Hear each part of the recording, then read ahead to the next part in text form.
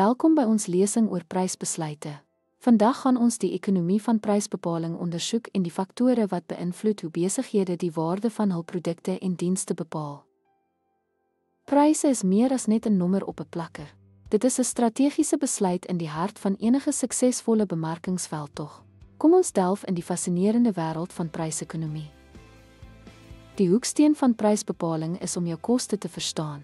Elke besigheid gaan uitgawes aan, van grondstowwe en arbeid tot bemarking en huur. Die berekening van die koste per eenheid is 'n kritieke eerste stap. Koste is net een stukkie van die legkaart.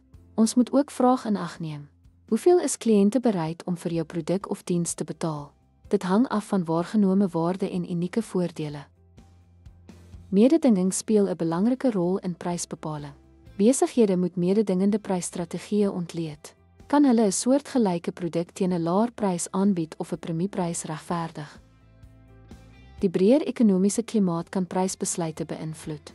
Tydens ekonomiese afswaaye kan verbruikers meer prysensitief wees, wat maatskappye dwing om hul prysstrategieë aan te pas. Die produklewensiklus speel ook 'n rol. Nuwe produkte het dikwels 'n premiumprys, maar soos hulle in die mark volwasse word, kan maatskappye prysafskuiwingsstrategieë gebruik en pryse geleidelik verlaag om nuwe kliëntsegmente te bereik. Welkom by ons lesing oor prysbesluite.